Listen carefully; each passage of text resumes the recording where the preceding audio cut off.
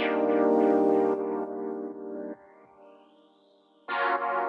ora and welcome to the Niggly Niche Cast. It's your boy, Mr. Peppertoy Panther, Mr. Slippers, here with the wobbliest of the wild cards, here for another episode of the Niche Cast, where we are chatting about New Zealand cricket matters and the NRL starting this weekend. So we're going to put the focus on the Warriors, and that might open us up to a couple other interesting storylines that tickle my fancy at the rugby league desk. Earlier in the week we recorded the Niche Case Variety Show, which you may have already listened to. If you haven't listened to that, check that out for a little bit of hard and fast Kiwi sporting actions. We are here in service of Aotearoa Sports, the best sports country in the world.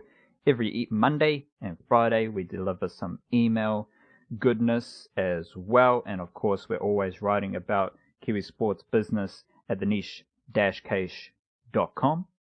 The best way to support us is on Patreon. Straight up the guts, there's a fresh Patreon only podcast on the Patreon page for the Patreon, so check that out. And if you are enjoying what we do here at the Niche Case and you do want to support us, keep some petrol in our tanks, keep some kai in our bellies, jump on Patreon and support the gang.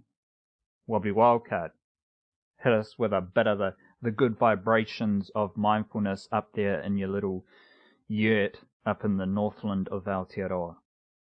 My yurt, yeah, right. Don't have an attributation for this one. It's just one that I scribbled down ages ago. I can't remember where I heard it. I'm assuming a high possibility that it was from a rival podcast.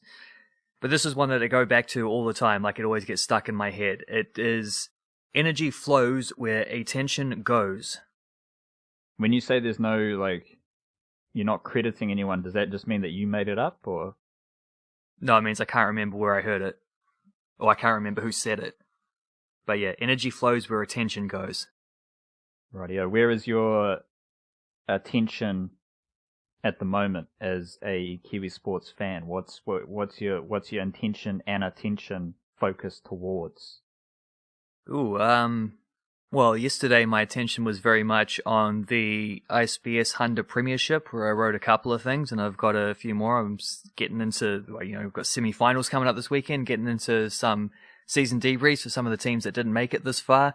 I've already published one of those for the Wellington Phoenix. That's probably where the old attention's at, and then after that I got to crack on to some getting ahead of the ball with some of these midweek Flying Kiwis games. It's a bit of a weird one at the moment because there's so many games happening midweek, and then I got to play catch up when it comes time to writing about the weekend games, and it's setting me back a little bit. So I'm going to try to get a little bit more on top of that. So that's I'd say that's where the attention largely is. That's therefore where the energy is flowing, not to negative spaces or anything like that, which I think is how that quote was sort of put into context, is you focus on the bad things and your energy goes towards bad things. You keep it positive and then you get positive energies, that kind of thing.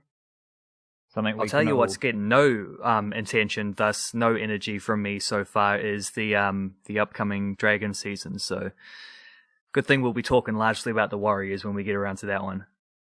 The Dragons are like the ultimate nothing team at the moment. There's nothing doing. Absolutely nothing doing. Ugh, they really are. Right, let's talk some cricket matters here, wildcard, before we do slip over to the NRL. Bunch of stuff is happening right now in cricket in Aotearoa.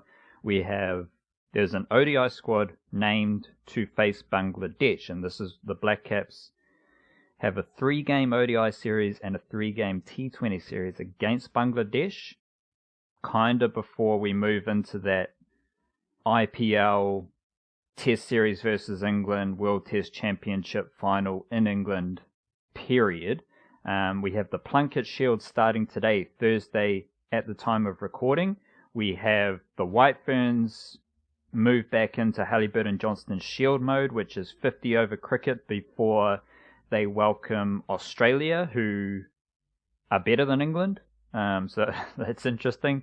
And also overnight we had news that Finn Allen has been called up to the IPL, which we've said this and talked about this many times, Wildcard.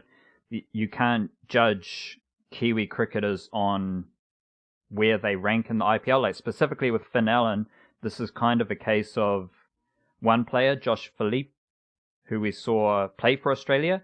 He has a certain salary cap space, and then he pulled out of the IPL, and the I think it's Royal Challengers Bangalore or any other team, they can only replace him with a player of similar value or a player who entered the auction at a similar value. So it's good. It's cool for Finn Allen, but there's no more. Like it doesn't mean anything else in the context of Kiwi cricket. It's just a weird time as well because there's like this Black Cap series against Bangladesh, and I'm personally fascinated to see, because at the peak of summer, there's a lot of Black Caps hype, and especially when they're playing against quality opposition. Everyone loves Kiwi cricket at the moment, but this Bangladesh series wildcard, it takes a dip. Like, shout out to Bangladesh. I hope they come highly competitive, but it's an awkward space for Kiwi cricket when Super Rugby started. NRL has started by that time, starts this weekend, and there's a whole lot of other shit happening nationally within Aotearoa, internationally as well. I want to get your gauge on just how you're feeling about the hype for the Bangladesh series, and it's going to be interesting just to see the levels here, because that's going to provide even writing about it, it's not high on my agenda for the next 48 hours or next 3 days, but when it comes time to write about some Black Caps cricket ahead of that Bangladesh series, like what kind of view numbers it does, how engaged people are in that series, because it's a jam-packed time of year. It's not overly relevant to, like, there's an ODI series, and we love ODI cricket, but there's not exactly what are we going to learn? It's just the Black Caps are in action. That's cool. How many people are interested? How many people are engaged? What's the hype levels around it? And I'm interested just to catch your vibe there, Wildcard.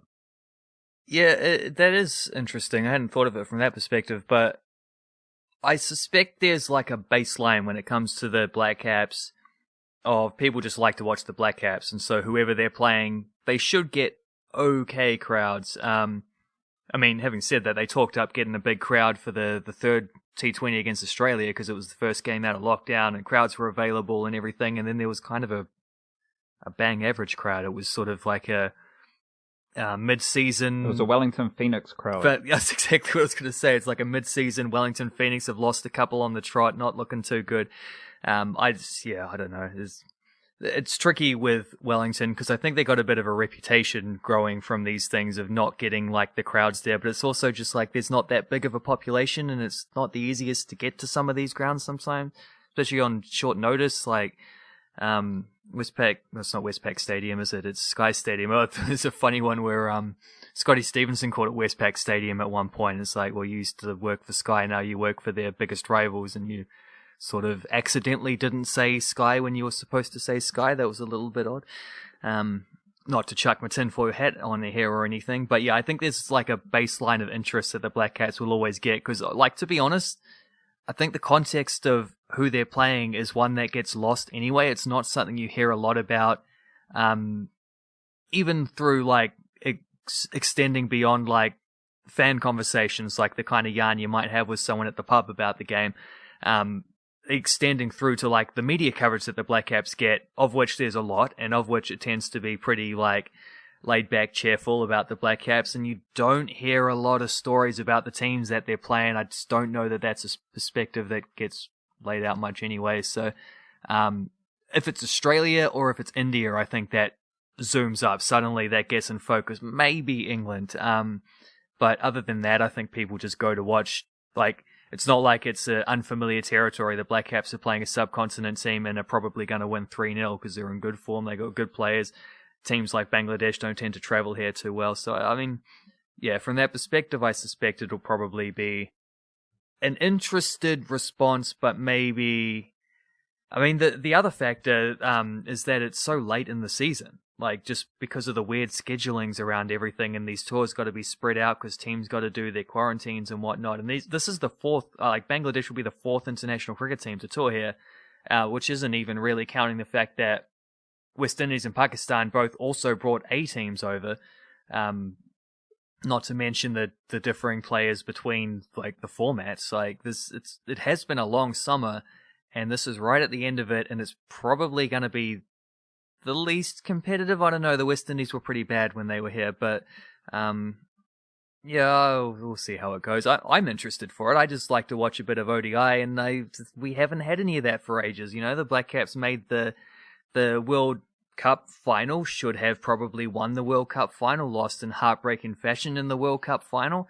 Then it went like near 6 or 7 months or something like that before they played another ODI with 3-game series against India, and it's been a year since that. So just the absolute dearth of ODI cricket for the Black Caps is astounding, frustrating, and while this isn't the most glamorous series, it is an opportunity to watch a bit of it, so there is that. We're also forecasting for the big World Test Championship final. Before that, we've got the England series, and that coincides with, well, it doesn't coincide, but the funk around that coincides with the Plunket Shield starting again.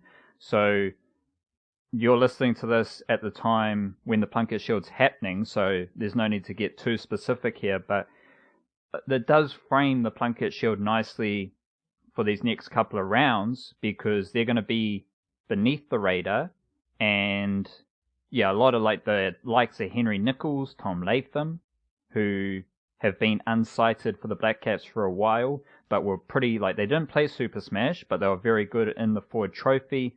They're going to, like, those type of players, Will Young, Devon Conway, and Daryl Mitchell are in the ODI squad, so they're not going to be playing Plunket Shield, but for a couple other lads, like, it's going to be interesting just to see who steps up playing the Plunket Shield, maybe not even in relation to the World Test Championship, but there's some pretty interesting names here at the top of the respective leaderboards.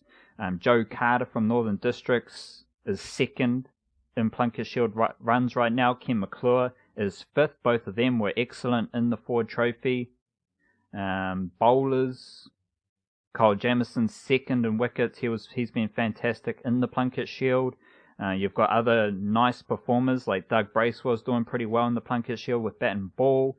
Ish Sodhi will want to be a factor. Ish Sodhi always bowls well in the Plunket Shield, and that's pretty interesting, just working through like how he sits in New Zealand cricket. He goes back to the Plunket Shield, he always takes wickets. He's got 10 wickets at an average of 25. So I am low-key interested, and I will obviously cover this over the coming weeks, just who are the lads who dominate this next period of Plunket Shield, because it does set up a few things in the future.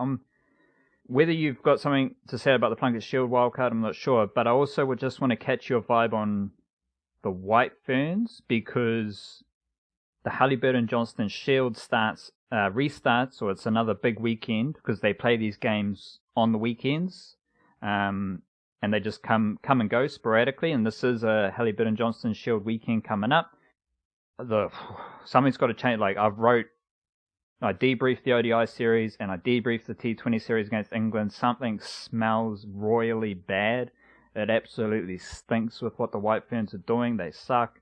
No one gets better. There are ginormous issues with the White Ferns at the moment, and I'm interested to see the White Ferns go back into domestic cricket, play Halliburton Johnston Shield prior to that Australia series, and see who performs. But then a major issue with the White Ferns is selection of players, and not like whether that is selecting the best players, which like Susie Bates was injured. I think Leah Tahuhu got injured as well, so fair play to that. But the ODI team squad and the T20 international squad that played against England, neither of them were the best teams available. Like, it was just absolutely ridiculous, those selections.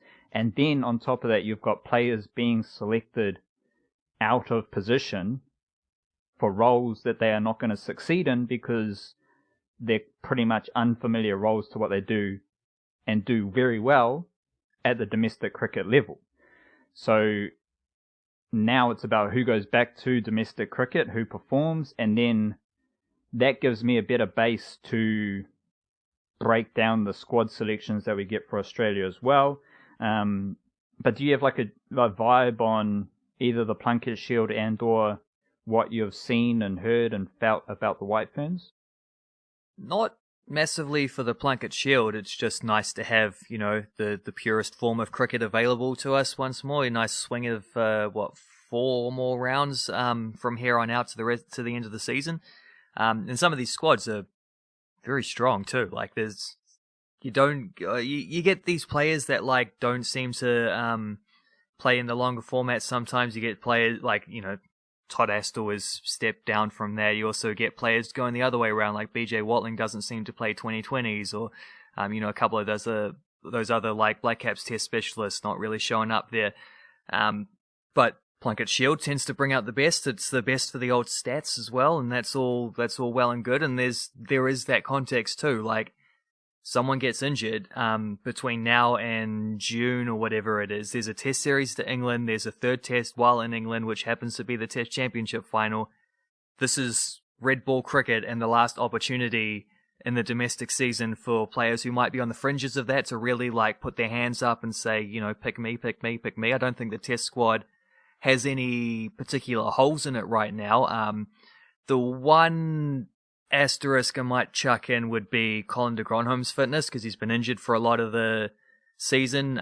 If I'm being totally honest, from watching the Ford Trophy final, still doesn't look in the best of shape. I thought he looked a little bit slower than usual. Maybe carrying an extra kg or two, but I will say as well, just so people don't think I'm picking on Colin de Gronholm. Colin de Gronholm is the one guy in domestic cricket who, if I look at the scorecards and see like, oh, Colin de Gronholm just came into bat, I'm picking up the live stream straight away. I'm dropping everything else to watch it.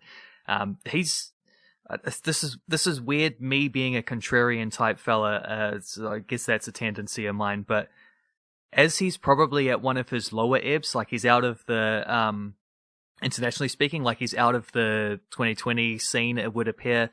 I expect he comes back into the ODI squad when fit and available. He's not in this current one. Daryl Mitchell getting in there ahead of him, so that's a worry for his long-term prospects if Mitchell gets a go and takes it with two hands, as he's done with other spare opportunities that he's been given at that level. And the Test one is where like he does have a spot in the first 11 of the Test team, whether he can hold that having not been around. Like they've been doing perfectly fine without him. That's a factor. So hopefully he gets some Shield games in before the end of the season is out. As to the White Ferns, I think you summed it up. Like the team is struggling. The international team has been losing a lot. You go back to domestic cricket, you want to see those players find some form. You want to see them scoring runs, taking wickets, but the problem is the players who score runs and take wickets in the domestic stuff don't necessarily correlate with who gets picked for the team, and that is what would the word be? Just like a dissonant factor there. It's like how are you supposed to align these two things when the thing that is supposed to lead to, like one thing is supposed to lead to the other and it doesn't, then you suddenly throw everything up in terms of selections under a microscope, because you lose the old logic of how it's gone down. That's a problem that has been a problem that should really, it's one thing to talk about the lack of performances, but you're also dead right about like players playing in roles that they're not used to, or being asked to do different things internationally than what they do domestically, or being picked in the formats that they weren't the ones, that wasn't the one they were thriving in, or the players like leading run scorers not being selected in that format internationally. And all of these things just add up to a confusing mix. And I don't really know how you apply logic or reasoning to an illogical situation. Yes, it is all very strange. I second what you said about Colin de Gronholm, though, because I was watching that Ford Trophy final. I was like, I think Colin de Gronholm's like the most fun cricketer in New Zealand. Like, any level. Like, which you just set it in a different way by mandatory scorecard check, mandatory live stream check, and mandatory, well, Con de Gronholm isn't playing this Plunket Shield round, and you're going to see some Plunket Shield action, so unlucky for you, because you won't see your boy. I know. He didn't look to be carrying extra kegs. He looked fine. I don't like. You reckon? He's always been a little bit slow, so that's maybe like he's not. Yeah, he's not Trent Bolt running, record-breaking Bronco runs and stuff. Yeah, were you suggesting his mellow nature was him being out of nick? No, I just think he's been injured for a lot of the time, and he hasn't been playing a lot of cricket, and maybe it's you could call it match fitness rather than like physical fitness, I suppose, if you want. But he's been blasting the ball when he gets an opportunity to bat, though. Has he bowled at all though? Can't remember him bowling since he got injured. 4 overs in the Super Smash. Like, he only plays cricket at one pace, which is actually 2 paces, because he smacks the ball. He bowled in the second bit of the Ford Trophy. I think he bowled a couple overs in the first game, and then he didn't bowl in the next 5 games. Like, his vibe is very mellow and slow, but his batting is not even how he takes wickets. Like, he takes wickets at a semi-frantic space. The thing that was weird in that Ford Trophy final is he smacked 57 off 37 deliveries at a strike rate 154, and at no stage did he look like he was in fine CDG form. Like, he was... Yeah, absolutely. He was looking like... no offense to Marcus Stoinis, and this is amazing about Marcus Stoinis, is he genuinely muscles the ball to the boundary. Like, that is ridiculous in itself. But there was that, like... De Gronholm maybe middled a couple of his boundaries. Some of them were just like fortunate, some of them were just muscling the ball to the boundary. It didn't look free-flowing CDG, but he still smacked the 50 off at a strike rate of 150, so that's quintessential CDG. But it's very, like, there's all these different little pockets of Kiwi cricket funk and nuance that we will be covering in depth, writing about it, so do stay tuned. There'll be plenty of Plunket Shield yarns to be had, plenty of Halliburton Johnston Shield yarns to be had as well, because I've it's been funny, like, when you're covering some of the stuff really positively on Twitter, and then you get the retweets and all the action from the cricket associations, but like there's been no action on any of the White Fern stuff on. It's a false economy, but there's been no action on the content about the White Fern sucking, while all the positive stuff from like domestic stuff or Super Smash does get action. So that's a bit weird, but now I'm just excited to tell this story in a different way, because it does get a bit strange when you're just dwelling in that negative energy, you're questioning everything, none of it makes sense. Now with the Halliburton Johnston Shield, there's just a different way to tell this story, and that is semi-invigorating. Let's slide over to some rugby league matters, and before we get into previewing the Warriors' first game, Gold Coast Titans, Saturday evening, there's like an absolute truckload of kids from Aotearoa in the respective competitions. So in New South Wales, you got SG Ball, which is now under 19, and you got Jersey Flegg, which is now under 21s. And in Queensland, you've got the Mal Meninga Cup, which is under 18, and then I think Hastings Daring Colts, which is under 20s, and reserve grade, they start the week after. This is all about which of these dudes do move up to the NRL level, and you don't want to harp on too much about the younger kids coming up. That's just how we do it. But I will note that in those competitions, there are ginormous amounts of kids who have gone across from Aotearoa and are playing in those competitions. It's absolutely crazy. I'm struggling to keep up. I'm just kind of catching names, just storing them away to see who does move up. And a development of this is last week I highlighted that Sebastian Jack was starting at halfback for the Redcliffe Dolphins Mal Meninga Cup team, which is under 18s. it ended up that Eric Va'afusoanga was also playing. He was playing at centre. Both of them played for the Warriors SG ball team last year, and they are playing for the Redcliffe Dolphins under 18 team this year. Eric Va'afusoanga, he played first 15 rugby for King's College last year while he was playing SG ball for the Warriors as well. But something strange that I'm trying to figure out, because this is deep in Warriors territory, I just need to understand what's happening, is they are playing against the Wynnum Manly Seagulls this weekend. And at halfback for the Wynnum Manly Seagulls, you've got Cassius Cowley. And at centre, you've got Nathaniel Tangamataiti. Both of them have been in the Warriors system as well. Cassius Cowley was playing, he was someone who was ranked I think he was ranked in the top 20 for the high school first 15 top 200 while he was with Mags. The Warriors recruited him from Rotorua, and I think he was in the Warriors system, as was Tangamaatiti, and now they're in the Wynnum system. So I'm curious, and I'm trying to figure out if they are there because the Warriors put them there, or if the Broncos recruited them to put them in the Wynnum system. I wouldn't be surprised, because they are centre and half, which is exactly the same as the Redcliffe duo, Fa'afusoanga and Jack. They are centre and half. So it's like exactly the same, replicated across both teams. And I'm just curious if the Warriors have delegated some of their younger prospects, because they do have prospects playing in the New Zealand Rugby League under-20s competition as well. So I'm just trying to organise and work through that.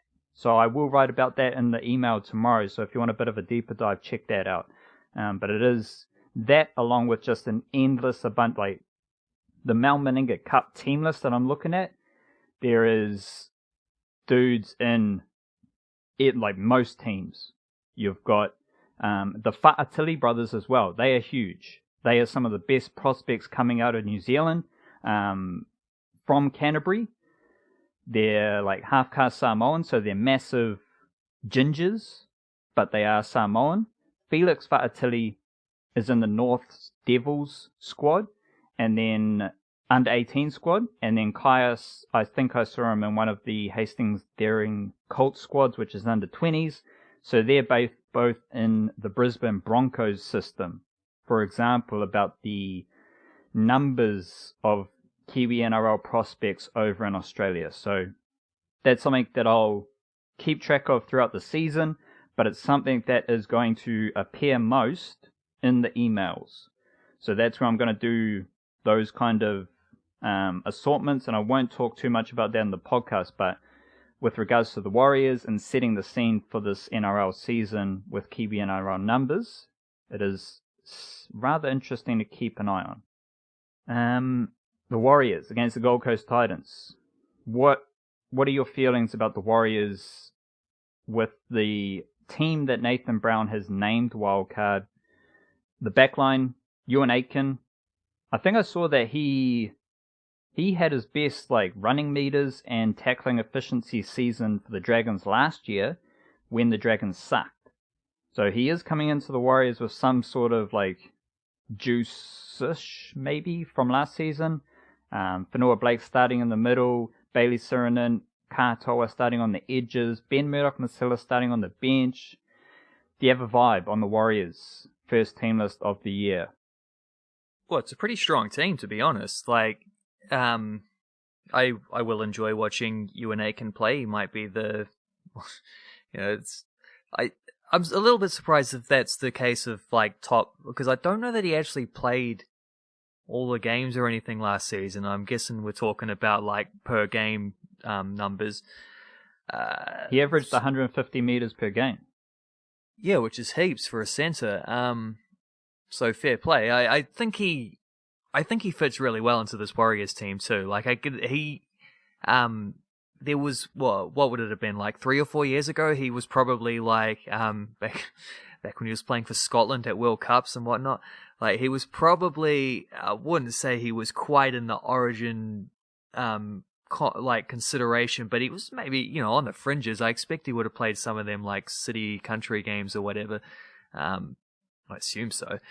He was definitely on that level. Like he was gone places, and then he sort of just he started getting to the point where I think there are like a couple of. He's not a great passer necessarily, and he's a ball of muscle, so he looks small. Like he looks like you should be able to run over him, but he's a pretty good defender and he's a pretty good runner too in that way. Like because he's just yeah, he's a ball of muscle. He's like what's that You remember in Pokemon there was that rock Pokemon who's just like a round little rock with big arms. He's like that. One of the Geos. That's Ewan Aitken. And I think that fits kind of nicely where you got guys like Roger Tuivasa-Sheck running up behind him, someone who's got footwork to move at the line, and you got Peter Hiku on the other side in center, who's a very skillful player. Like, I think Ewan Aitken fits quite nicely into this team, so I'm going to be excited to watch that and just to see how it goes, because, yeah, like I say, he fell out of favor at times with the Dragons, where I think they wanted a different type of player, and now you look at someone like Zach Lomax, who is borderline one of their very best players right now, playing at center as a guy who can kick goals and great under the high ball, very big athletic guy. It's a very different style of center. I think that's maybe a little bit reflective of why Aitken ended up leaving. And it's a curious one for someone like that to end up at the Warriors, because it doesn't always happen. So I think he's an underrated signing. To your point, I believe that's why the Warriors signed him, because of and I said this when they made those signings, Ewan Aitken, Ben Murdoch-Masila, Kane Evans, I don't see how he's in the best 17, but it's the same thing, it's power and size. Fanua Blake, power and size. Ewan Aitken doesn't have a whole lot of size, but he's got a whole lot of power, as we've seen throughout his career, so that's why the Warriors signed him, I believe. It will be interesting, because who knows which side of the field they'll line up on. We don't know if it will be Ewan Aitken and Ilyasar Katoa together. We don't know if it's going to be Peter Hiku and Bailey Sirinen together, or vice versa. But either combination is going to be interesting. Because if you've got Aitken and Katoa, you've got two powerful direct runners. If you've got Katoa and Hiku, you've got a powerful direct runner and a skillful centre. If you've got Sirinen and Aitken, you've got a skillful edge forward and a powerful centre. So that is going to be fascinating to see how those edges, see the combination on each edge, because either way, their skills are going to complement each other in covering each other or doubling down on what they do well. Were there any surprises for you in the squad? Because we have talked we've sort of, as far as the podcast stuff goes, because obviously there's been a fair bit of writing stuff that you've done as well, but we have sort of sprinkled bits and pieces. We've sort of done Warriors previews in just little installments along the way over the last few weeks. So we've talked about some of this before, but Fusitu'a and Mamalo both coming back in is probably as expected, and not having played the second half of last season. Aitken on debut, Peter Hiku holding on. Peter Hiku's someone who really did quite a lot last season to, I won't say restore his reputation, but he definitely put himself on a higher level with some of his performances. Nikarima and Harris Tavita in the halves. Are there any surprises for you in the team that was named? No surprises, because the only thing that was somewhat of a surprise was the Ben Murdoch-Masila on the bench, but that could be viewed as a surprise because the media from the Warriors, what the Warriors were saying in the media prior to this was that he was training on an edge, blah blah blah, and none of the stuff you hear in preseason about where players are playing and what they're going to do actually comes to fruition. That's just I have no interest in trials. I have no interest in coaches saying we're going to use this player this way and put him here, because it's coaches are solely interested in portraying a narrative, and it doesn't always have to be true. Most of the time it's never true, but we, not necessarily us, but like the media do take that as face value. So on the one hand, we were kind of told that Ben Murdoch-Masila had been training strictly as an edge forward, and now he's named on the bench. I believe he'll play through the middle, and as I said in previous podcasts, Bailey Sirinen is the dude to watch out for here, because he's gone straight into a starting edge spot, and I think that is better for the Warriors because he rips in. Like, yeah, you can enjoy Ben Murdoch-Masila playing as an edge forward and massive, great footwork, great mobility, but the Warriors need to. I'll get it. That'll be the next bit. But I believe the style of play of the Warriors and what we're going to see against the Titans, the Warriors need a bit more mobility on the edges, a bit more graft, and a bit more skill, and that's what Bailey Sirinen offers. And then you look at what's going to come off the bench for the Warriors in the middle. It's going to be Adam Whenua-Blake, then it's going to be Ben Murdoch-Masila. Like, what more do you want? As a middle forward rotation, that's epic. So my best Warriors team, whether it's starting or coming off the bench, Ben Murdoch-Masila is playing through the middle. Until, like, right now, as of right now. Who knows what we'll see on the field, but his power and, like, all we're hearing about is the speed of the game and how big a factor that's going to be. You want hard and fast rotations through the middle. Like, I don't know if we're going to see a middle forward play over 50 minutes for the Warriors other than Tohu Harris. Even then, I don't know if he's going to do that. So the rotations and how you balance out, like, Leeson Armel isn't dynamic, but he does have a bit of footwork, and he does show up consistently. So you've got a character like him to go with the very direct running of Bunty Afoa, to balance out and offset the Ben Murdoch-Masila power. So I just think the Warriors are going to be better with Murdoch-Masila through the middle, working in combination with Whenua-Blake, Tanua Brown, those sorts of characters, and this brings me to my point of the style of play for this specific game, and I think how the Warriors are going to look throughout the season. Like, the Titans are good, they've got a good forward pack, all's honky-dory. The Warriors are going to shift the footy. Tohu Harris is going to shift the footy in the middle. He's going to be the link between the middle and probably giving it to Nikorima and Harris Tavita out on the edges. Like, there's a reason why Tohu Harris is starting number 13. Part of it is work rate, work ethic, and attitude. Most of it is skill and what he offers as an individual player. And he's got fantastic hands. He's got a fantastic passing game. I have a feeling like I have visions of Whenua-Blake passing the footy as well. Like, running hard, then passing. So I think he can do it. I just don't have, like, again, I've got to see it in action, but I do have some sort of memory and vision of that happening.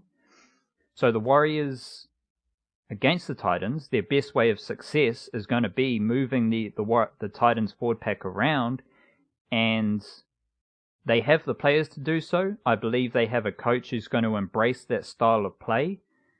I think it's going to work a bit for the Warriors. I don't want to get too big on it, but I believe that this Warriors team, with the skill, the style of play, and the tempo of the game, the fatigue and all that stuff, I think this Warriors team is decently equipped to deal with what they need to do in the NRL this season. There are two factors, I would say, that have sort of been just like things that have come up repeatedly in my various sports indulgences in recent times, which apply to the Warriors, which I would say would be question marks or asterisks or, red flags or whatever. One of them is the point of having a new coach there. Like, it just seems it's one of those things where sometimes you get this little, like, let's say Thomas Tuchel at Chelsea at the moment turns up, and then suddenly they go on a great run of good form.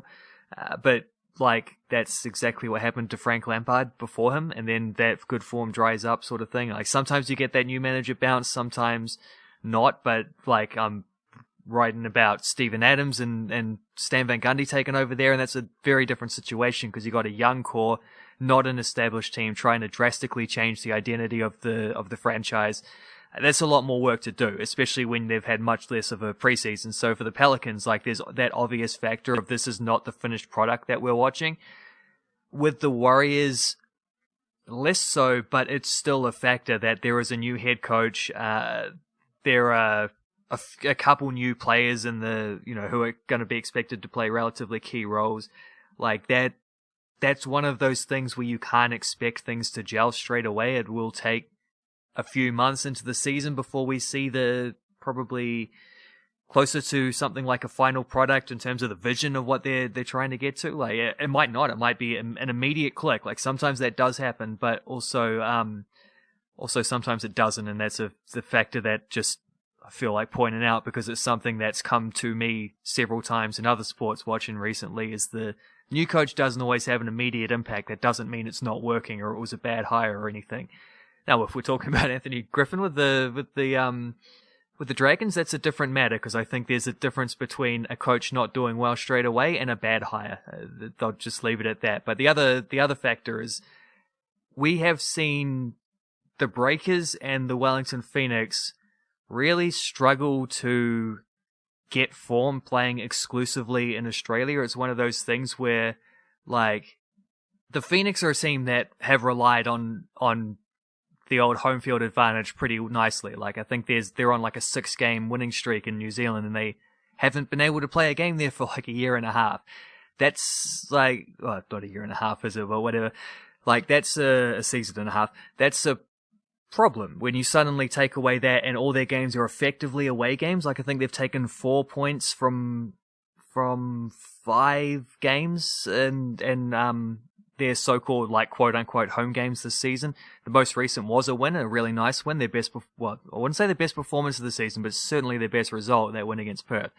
So maybe they're starting to turn it around, maybe they're getting the hang of things, but it has certainly been a factor that without that, like, just automatic advantage of home games, and the Warriors are also a team who, it fluctuates from season to season. Some seasons they seem to be fantastic away from home, and then they struggle. Like, all teams are going to have this kind of variance, but the Warriors would be a team who, ordinarily speaking, if they're playing well, if they're in winning games, playing a nice style of footy, the crowds turn up to watch the Warriors. And when the crowds turn up, there is a great atmosphere, and that is a huge advantage for the Warriors that they're not currently going to get. The Breakers, it's interesting that they were terrible up until they got some kind of a stable hold.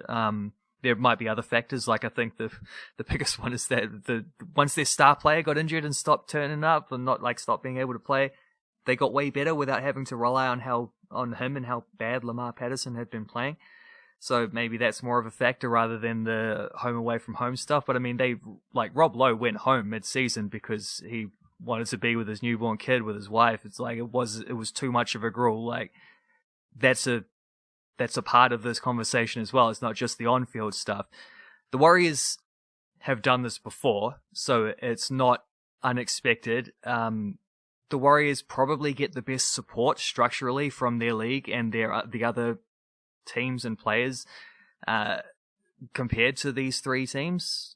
That's also a nice handy factor, but it is a point to mention that they're not going to be able to get those home crowds. Although I guess the other factor of this is that the Warriors, far more than either of those other two, the Warriors do have a lot of Australian-based support. Like, they particularly, where are they playing in? Somewhere in Sydney, aren't they? Their home games. Central Coast. It tends to be more so when they go to the other regions, like in Brisbane, they always get big crowds. When they've played in Perth, I think they've done relatively well there as well, I guess because that's a neutral territory. But it is, I will just leave those asterisks out there with the Warriors season.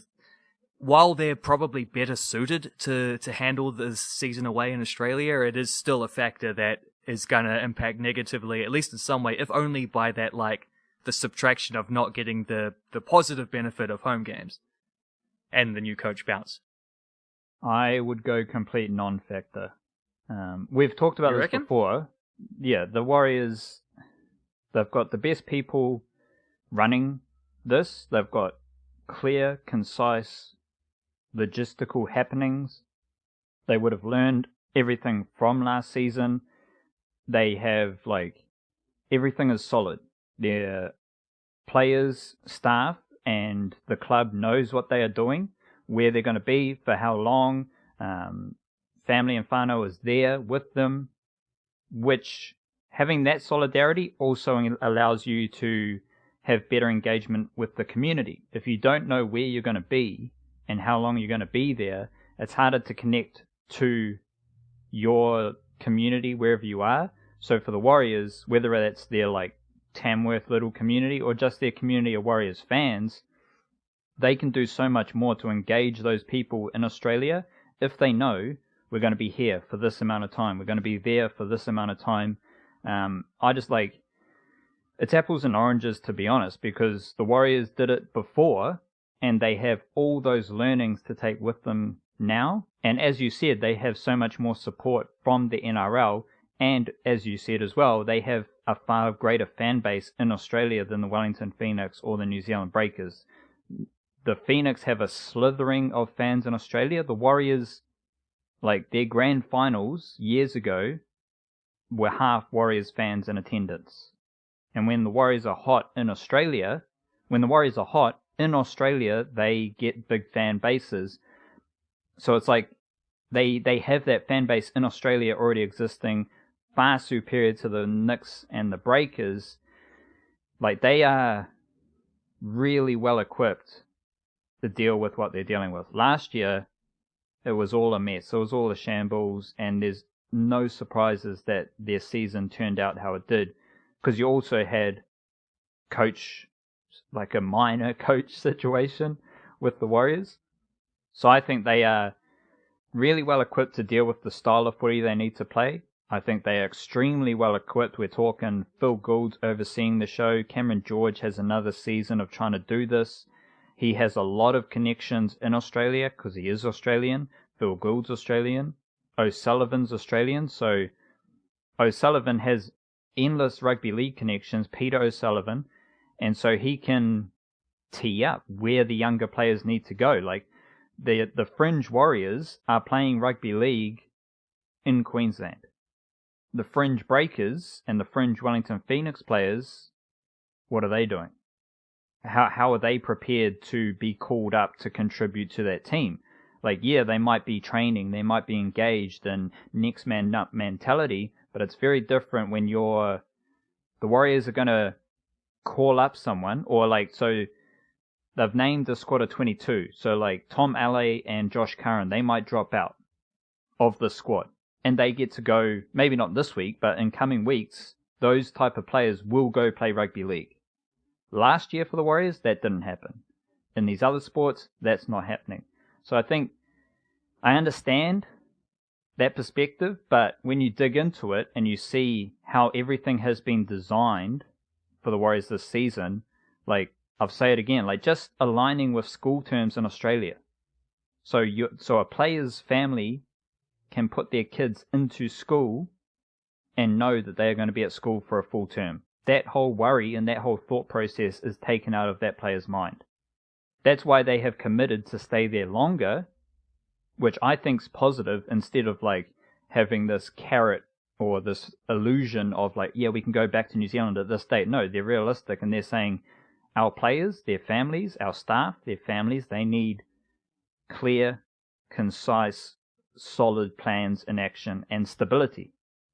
And that's what they're going to get. So all of which just has me a bit excited to see how they go, and it also takes a lot of excuses out of the frame, because if I'm saying all of this, I can't say, tough season for the Warriors dealing what they're going through and blah, blah, blah. No, everything is designed for success in this environment. I think that's going to be really important for the Warriors this season. I mean, it is still tough. It's something that other clubs don't have to do. But yeah, I think, and maybe there's a resource factor here as well. The Warriors also have the most money and personnel of these teams that we're mentioning to be able to do all of this. The Phoenix are on tenterhooks financially. I'm sure they would do a lot of the stuff if they could, but they're not really able to. It just costs more money than they can afford. But also, I guess there's the other factor. If they have a younger squad, there's fewer players who are like younger players are just more malleable in this kind of situation. You don't have family like young families to deal with or whatnot.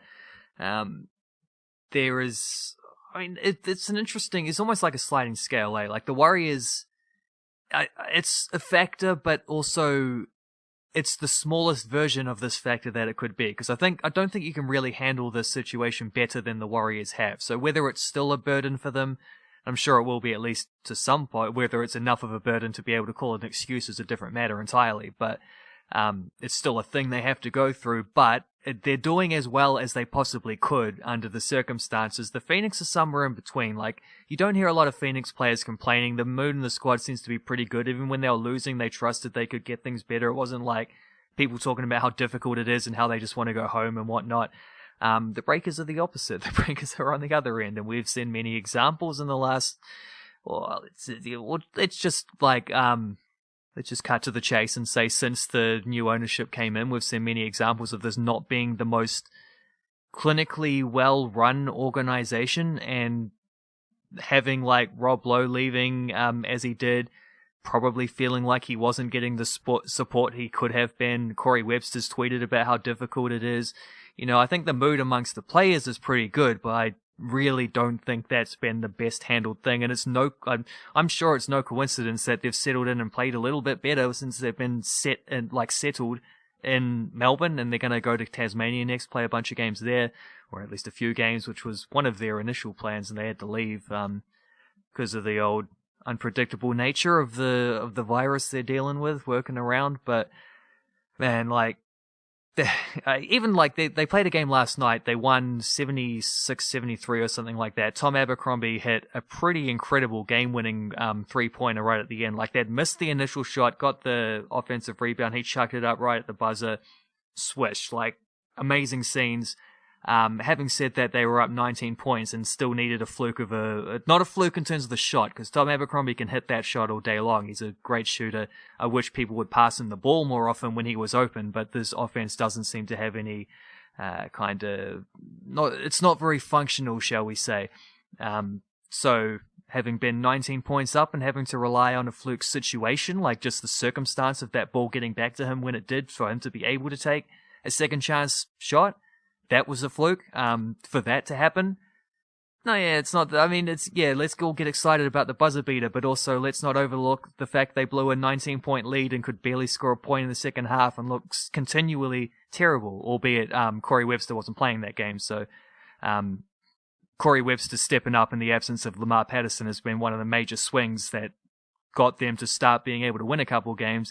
Obviously, you take him out of the team and it's going to be a whole lot worse. So there is that excuse, but yeah, we're getting off topic complaining about the Breakers. There's a couple things in this Titans team as well. Like, there's 3, Patrick Herbert's there, Sam Lasoni's there, and Aaron Clark's there, the latter two on the bench. I think those are the only 3. There might be a couple of Warrior juniors, I don't know, you'd know better than I, but I don't know when Aaron Clark left the Warriors. I don't think he was there last season, was he? I don't know. But there's the 3 players that were very recently with the Warriors who are going to be playing against them. I don't know if there's a question in that, but it's just an observation I had looking at this thing. You might have more to add about that circumstance. Last week, on this episode, the Thursday episode, I highlighted that Ezra Howe. That's right, yeah. Former Junior Kiwis coach, someone who's been involved in rugby league, New Zealand rugby league business over in Australia, going back to the Tōrahiri programs, which connected players with really deep New Zealand roots and really superficial, non-existent Kiwi roots to New Zealand Rugby League. He was one of the main dudes overseeing that whole program. So I think he was with the Raiders when Aaron Clark went to the Raiders. Aaron Clark's an amazing story because he debuted with the Warriors. He was a gun player out of Manurewa High School. Made his debut with the Warriors. Then he went to the Raiders alongside like Ata Hingano, I think. Then he left the Raiders and was playing for Manurewa Marlins in the Auckland competition. And then after that season, he got a train and trial deal with the Titans, and now he's playing footy for the Titans. All of that stuff is connected to Ezra Howe, I believe. He's like their recruitment manager. He's definitely worked with Patrick Herbert in the junior systems of the New Zealand Rugby League, like Junior Kiwis and Totaheri. He's worked with Sam Lasoni in that capacity, worked with Aaron Clark in that capacity as well. So that's why all that stuff exists. I don't know. I think you got me thinking there, Wildcard, with what you're saying about the Phoenix and Breakers, and I think this is a key insight to finish with. All these clubs and all these leagues are in different positions, and you mentioned that the Warriors will have more resources to put this together, which is absolutely correct. Part of that, I think the NRL is doing a whole lot more to support the Warriors in Australia than the other leagues. But the insight here is these situations reflect where each of these clubs, and to a lesser extent these leagues, are at. You only have to look at the moves the Warriors have made over the past few years, like right up until recent moves in their staff, and a change of ownership and those sort of factors. They are an efficient business. They are a profitable business. They have made a lot of effort to rejig their development pipelines, their how they spend their money on their junior football, and all that stuff has been kind of basically since Stephen Kearney started. All that stuff has been figured out. All that stuff has been like, we need to do better. We need to find a greater level of efficiency. We need to make changes. They made changes to their personnel. Like you see Peter O'Sullivan come in. Brian Smith came in for a hot second. A couple other coaches came and left. Like Brian Smith came and left. Like those things happen. Stephen Kearney came and left. Those things happen, but it was all part of a journey to this point now where, and that's why it all feels a bit serendipitous, because right now I view everything as being extremely solid and in a very good position, whether that's financially, whether that's with the junior pipelines, whether that is in player recruitment at the NRL level. And I believe that is reflected or evident in how the Warriors are positioned in the NRL right now. Like, they can do what they're doing because everything is in order. The Breakers don't have the same leadership. The Breakers don't have the same efficiencies. The Breakers don't have the same vibe, atmosphere. It's a bit more disjointed, and that's reflected in how they fit into the ANBL and also how these leagues view their other teams. That's why it's a lesser extent it reflects the league situation, because the NRL is firing on all cylinders. They've got money to spend. Andrew Abdo, Peter Volandis are pretty onto it people as far as setting up the NRL goes. They're aware of the Warriors' importance to the NRL, and they are aware of New Zealand's importance to the NRL. That is all evident in how the Warriors fit into the NRL in this current version. I don't have the specifics with the Breakers and the Phoenix, but I believe that the Phoenix have good leadership. They just don't have the support and wholehearted faith from the A-League. So it's like they can perform really well, and they're doing that. They're competing. They're in it. But they don't quite have the stability that the Warriors have. And that's why I have in the ranking these three teams and how they fit into Australia-based competitions that are only being played in Australia right now. The Warriors are first, the Phoenix are second, the Breakers are third. And I believe those rankings reflect what is happening within each of those clubs as far as leadership, profitability, sustainability, and future growth go. You don't need to, we'll finish the podcast here, but I am interested just to get your bounce back on how that is laid out. Nah, affirmative. If you look at it in terms of like resources, structure, and support. The Warriors have all three. The Phoenix probably get a 1.5. They don't really have the resources. They do have good structures. They get some support. Like, it's better than it has been. Now that you got the independent A-leagues involved, like, at least they're not fighting for metrics. Imagine if they did that in this day and age, and like with like the COVID background. Because if they really wanted to boot the club out, that would have been the only excuse they needed. Like, I would give them a 1.5. The Breakers, I don't know what we're talking about financially, but it does seem like, because I mean, new owners, you'd expect there's a bit more money involved, but also it doesn't really seem like there is. I think there's just the illusion because they're trying to create a nice, fresh, modern atmosphere and the media side of things. Don't like, I think they're still getting outbid for players, so I wouldn't say they're financially up there. Structurally, they're not up there. It's just too many bad decisions. Of course, there's good stuff that's gone down, and there's been some great signings, and Ty Webster is one of those. There's also been bad signings, though, continually, and things continue not to work. And at some point, you got to question Dan Shamir's coaching. He has the apparent credentials, but we're not seeing great results as of yet. But like, it's also too soon to say that it's not working, because he did have a very good second half of the season. But yeah, structurally, would say that's a no. Support, maybe. I think they do all right in that regard. I think the NBL does value them. You got to remember as well, it's not that long ago that the Breakers were winning championships. Like, I think their value is well known. Some of the players they've brought through, the success that they've had, the fact also that it's a growing league trying to present kind of like a modern version of itself as well. Like, it's looking, how can the NBL latch onto the NBA and various, international basketball scenes and whatnot. Like, a lot more of that is going on with that league, which is good and bad. It sort of also suggests that maybe it's not as self-sufficient. But I mean, you got to be ambitious. It's no point not. Like, if you can bring through players at this league who go on to play NBA, that's a good thing. I would say that you'd probably give them that point, but it still leaves them 1 out of 3, and that's not good. It's not where they should be. Because there was certainly a time, like, if you go back 5, 6, 7 years ago, this ranking was probably flipped the other way around. Yes, definitely. But we're here now. It's 2021. Time goes fast. Shit changes. And we keep moving and grooving. We will keep serving up a lot of Kiwi sports content as well. I'm just thinking about all the shit I might write about in the email tomorrow, and just the other sports yarns that come to your head when you're free flowing off the top of the dome. So make sure you're reading all the good shit from the Niche Cache.